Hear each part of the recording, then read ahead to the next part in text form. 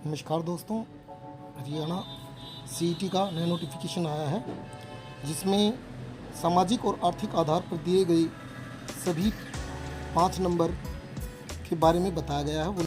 ये 5 नंबर किसको मिलेंगे किसको नहीं मिलेंगे इसके बारे में सारी जानकारी दी गई है, जिसमें पुरुषों के, महिलाओं के, परिवार में जो भी सरकारी नौकरी पे है उसकी अगर सरकारी नौकरी है तो उसको 5 नंबर मिलेंगे या नहीं मिलेंगे। यार कौन कौन सरकारी नौकरी पे होना चाहिए। जैसे महिलाओं की बात करें तो उसका ससुराल या उसका मायका, कौन से माता पिता या सास ससुर काउंट होंगे इन चीज़ में, तो इसके बारे में थोड़ा डिस्कस कर लेते हैं डिटेल में। तो वीडियो शुरू करते हैं। जो अविवाहित महिला है, जो लड़कियां हैं, उनके वो अगर स्वयं नौकरी कर रही हैं, उनके माता पिता नौकरी पे हैं, या अविवाहित भाई, जो भाई है जिसकी शादी नहीं हुई है, अगर उनमें से कोई सरकारी नौकरी पे है तो उसको 5 नंबर नहीं मिलेंगे।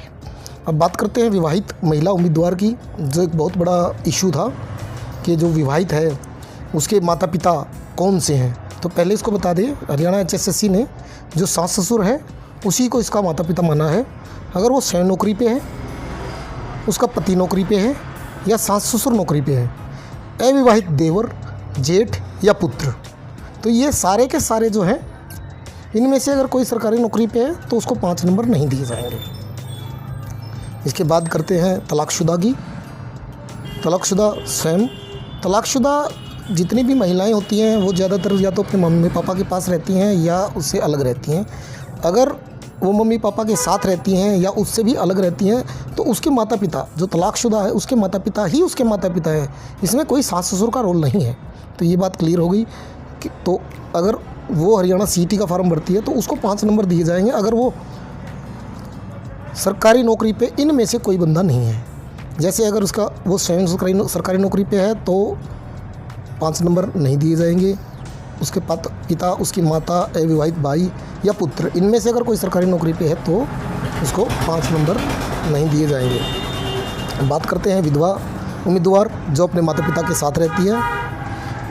अगर वो स्वयं सरकारी नौकरी पे है, उसके पिता सरकारी नौकरी पे हैं या माता सरकारी नौकरी पे है, या अविवाहित भाई, इनमें से कोई अगर सरकारी नौकरी पे है, उसको सामाजिक और आर्थिक आधार के मापदंड के अनुसार उसको हरियाणा सीईटी में 5 नंबर नहीं दिए जाएंगे। अब अगर बात करें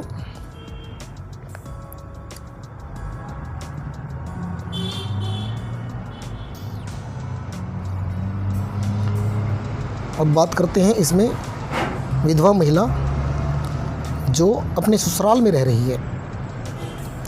अगर वो रह रही है अपने ससुराल में, अगर वो ससुराल में रह रही है तो उसके सास ससुर ही उसके माता पिता हैं। अगर वो रह रही है अपने माता पिता के साथ तो उसके माता पिता ही उसके माता पिता हैं। माता पिता उसकी बात कर रहे हैं जहाँ वो पैदा हुई है।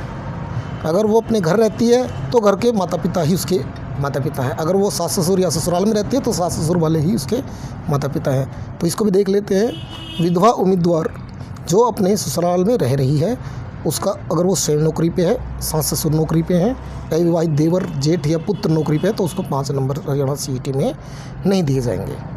अब बात करते हैं विधवा उम्मीदवार जो अकेले रह रही है। अगर वो अकेले रह रही है, किसी के साथ नहीं रह रही है, तो स्वयं और उसका पुत्र, अगर वो उनको कोई पुत्र नहीं है तो स्वयं, अगर वो सरकारी नौकरी पे है तो 5 नंबर नहीं मिलेंगे, नहीं तो उसको 5 नंबर ज़रूर मिलेंगे। अब कुछ कंडीशंस और भी दी गई हैं। जैसे महिला विधवा है, उसका पहला या दूसरा बच्चा, पिता की मौत अगर 42 साल की उम्र से पहले हो गई है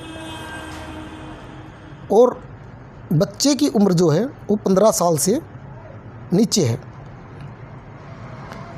तो बच्चे की उम्र 15 साल से नीचे है और पिता की उम्र 42 साल से ऊपर नहीं है, तो बच्चे को 5% मार्क्स जो है हरियाणा सीईटी में सामाजिक और आर्थिक मापदंड के अनुसार ज़रूर मिलेंगे। इसके अलावा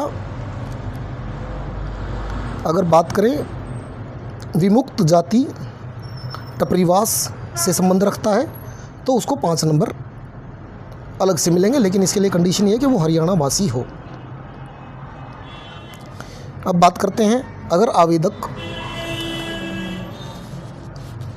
किसी सरकारी विभाग में, जैसे उच्चतम पद का सरकारी विभाग, बोर्ड, निगम, कंपनी, वैधानिक बोर्ड, आयोग, अथॉरिटी, सरकारी बैंक का अनुभव रखता है। यानी कि इसमें भी बहुत सारे लोगों का यही कन्फ्यूज़न था कि कोई कंपनी में जॉब कर रहा है, अगर कंपनी उसकी लिमिटेड है, अगर कंपनी ऑथराइज्ड है, रजिस्टर्ड है, तो वो उसका अनुभव जो है वो 6 महीने के आधार पर आधा अंक उसको दिया जाएगा। हरियाणा HSSC इसको मानता है। अधिकतम 8 वर्षों का अनुभव पे जो मैक्सिमम मार्क्स रखे गए हैं वो 4% ही रखे गए हैं, चाहे अनुभव उसको 8 साल या इससे ज़्यादा हो।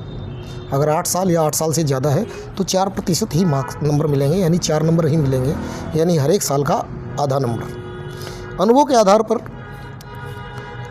अगर हम बात करें उसकी सैलरी की, अगर उसकी सैलरी 1,80,000 की शर्त ज़रूर रहेगी। ध्यान रखना, ये जो उम्मीदवार हैं जो मार्क्स रखते हैं, अनुभव रखते हैं, या किसी भी सरकारी नौकरी पर नहीं है, सहकारी नौकरी पे हैं, यानी कि कंपनी वगैरह में लगे हुए हैं, तो उनके जो अनुभव के अंकों के लिए 1,80,000 से जो है आय की शर्त लागू रहेगी। इससे जो है उनकी सैलरी 1,80,000 से वार्षिक आय जो है इससे ज़्यादा नहीं होनी चाहिए।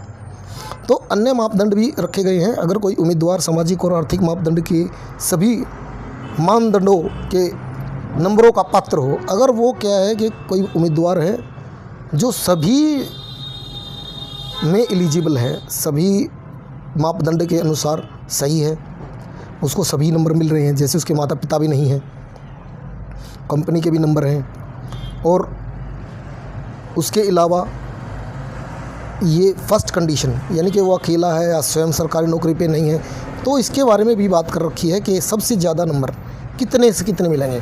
तो उसको सबसे ज़्यादा नंबर जो है पात्र को CET के लिए अधिकतम 5% नंबर मिलेंगे, और हरियाणा HSSC में उसको अधिकतम 2.5 नंबर मिलेंगे। तो जो अधिकतम की बात हो रही है वो 5 नंबर की ही हो रही है। तो दोस्तों, ये एक हरियाणा स्टाफ सिलेक्शन ने बिल्कुल कंसेप्ट क्लियर कर दिया है कि किसको 5 नंबर मिलेंगे, किसको नहीं मिलेंगे। हरियाणा स्टाफ सिलेक्शन ने लिखित परीक्षा के लिए कुछ पेपर जो बनाया है उसका भी मापदंड दिया गया है। जैसे जो अब पेपर होगा, लिखित परीक्षा जो है वो 97.5 अंक की होगी। ठीक है, टोटल अंक इतने हैं, लिखित परीक्षा इतने की है 97.5 की, और जो 2.5 नंबर हैं वो जोड़े जाएंगे आर्थिक और सामाजिक मापदंड के अनुसार। तो इसको थोड़ा सा बांटा गया है कि हरियाणा CET में अगर ग्रुप D के लिए आप अप्लाई कर रहे हैं तो इसका मापदंड अलग रहेगा, और अगर हरियाणा ग्रुप C के लिए अप्लाई कर रहे हो तो इसके लिए मापदंड अलग रहेगा। तो इससे संबंधित अगर आपको कोई और जानकारी चाहिए तो आप कमेंट बॉक्स में कमेंट कर सकते हैं, अपने विचार रख सकते हैं।